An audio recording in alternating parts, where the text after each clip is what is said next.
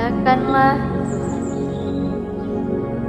dalam bulan yang ke-6, Allah mengutus malaikat Gabriel ke sebuah kota di Galilea bernama Nazaret kepada seorang perawan yang bertunangan dengan seorang bernama Yusuf dari keluarga Daud. Nama perawan itu Maria. Ketika masuk ke rumah Maria, malaikat itu berkata, "Salam, hai engkau yang dikaruniai, Tuhan menyertai engkau." Maria terkejut mendengar perkataan itu, lalu bertanya di dalam hati, "Apakah arti salam?" Kata malaikat itu kepadanya, "Jangan takut, hai Maria, sebab engkau beroleh kasih karunia di hadapan Allah. Sesungguhnya engkau akan mengandung dan melahirkan seorang anak laki-laki, dan hendaklah engkau menamai dia Yesus. Ia akan menjadi besar dan disebut Anak Allah yang Maha Tinggi.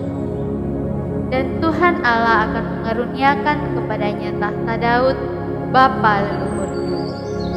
Ia akan menjadi raja atas kaum keturunan Yakub sampai selama-lamanya, dan kerajaannya tidak akan terkesudahan." Kata Maria kepada malaikat itu, "Bagaimana hal itu mungkin terjadi karena aku belum bersuami?"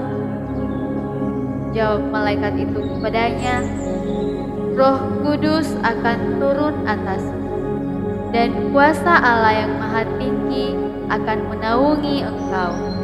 Sebab itu, anak yang akan engkau lahirkan itu akan disebut kudus, Anak Allah. Dan sesungguhnya Elisabet sanakmu itu, ia pun sedang mengandung seorang anak laki-laki pada hari tuanya. Dan inilah bulan yang ke-6 bagi dia yang disebut manul itu. Sebab bagi Allah tidak ada yang mustahil." Maka kata Maria, "Sesungguhnya aku ini hamba Tuhan, terjadilah padaku menurut perkataanmu." Lalu malaikat itu meninggalkan Maria. Demikianlah sabda Tuhan. Terpujilah Kristus.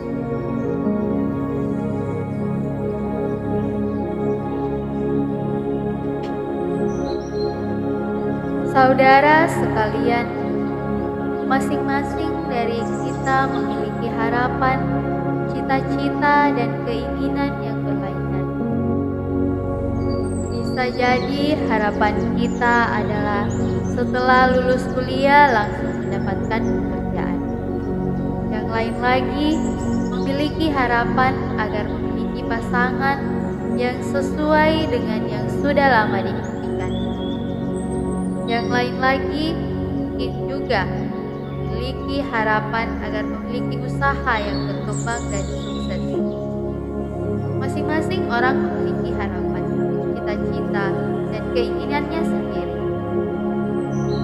Demikian pun kita juga memiliki harapan yang kemudian senantiasa menjadi fokus hidup kita, yang menggerakkan hidup kita agar kita dapat menggapai harapan indah di dalam hidup. Pokoknya selama raga masih dikandung badan, kita akan tetap berjuang agar semua impian kita dapat terwujud.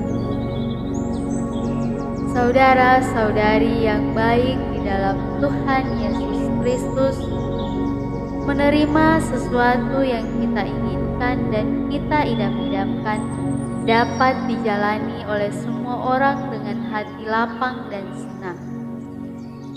Namun bagaimana kita ketika menerima kabar atau pengalaman yang sama sekali tidak mudah dan sulit untuk diterima? Kita semua pasti sepakat bahwa menerima kabar, menerima keputusan, atau menerima pengalaman yang tidak kita harapkan dan tidak kita kehendaki adalah hal yang sulit untuk dilakukan. Ketika kita mendapatkan kabar kita tidak lolos tes penerimaan ASN, padahal harapan kita adalah diterima. Kabar tidak diterimanya kita adalah kabar yang tidak mudah untuk kita terima. Ketika kita mendapat kepastian bahwa kita tidak bisa liburan bersama keluarga tersayang, padahal harapan kita adalah dapat berlibur bersama keluarga dan menikmati waktu bersama, itu juga bukan hal yang mudah untuk diterima. Tetapi saudara-saudari dikasihi oleh Tuhan, marilah kita belajar dari Injil hari ini. Maria dalam kebingungan dan kekagetannya menerima kabar bahwa ia akan mengandung dari Roh Kudus. Dengan rendah hati menerima kabar itu. Iman Maria kepada Allah memberikan kekuatan baru bagi Maria, yaitu ketaatan. Maria karena imannya dengan taat menerima tugas yang telah dipercayakan kepadanya, Maria menunjukkan kepastian hubungan antara iman dan ketaatan.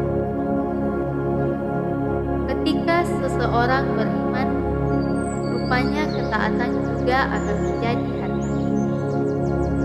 Maria menjadi teladan bagi kita, yaitu dalam kebingungan, dalam ketidakpastian, dalam pertanyaan-pertanyaan hidup.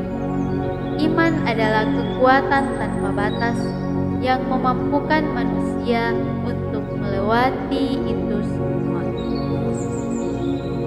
Saudara-saudari yang baik, kita semua pasti pernah mengalami pengalaman yang pahit, yang sulit untuk kita terima, yang menimbulkan luka dan tetes air mata. Banyak nasihat yang kita terima untuk melupakan pengalaman-pengalaman yang menyakitkan itu. Namun sebenarnya, sebagai orang beriman, adalah sungguh baik bagi kita untuk selalu mengingat pengalaman-pengalaman itu. Bukan untuk menyimpan luka dan dendam kepada orang-orang yang telah melukai kita, namun agar kita senantiasa diingatkan bahwa di dalam keadaan dan pengalaman sepahit apapun, kita selalu dikuatkan Tuhan melalui iman kita. Iman memunculkan ketaatan, dan ketaatan membimbing mata kita dan menguatkan kaki kita untuk terus melangkah ke depan.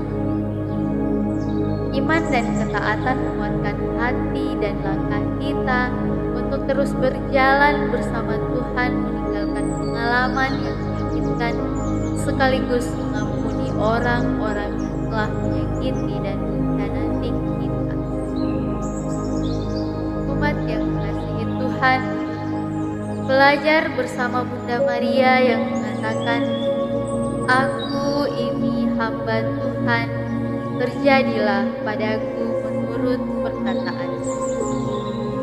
Mari kita juga serahkan kepada Tuhan segala yang terjadi di dalam hidup kita, agar apapun pengalaman yang kita terima dan alami, kita serahkan itu semua ke dalam kehendak dan penyelenggaraan Allah. Di dalam iman dan ketaatan, hidup kita senantiasa Tuhan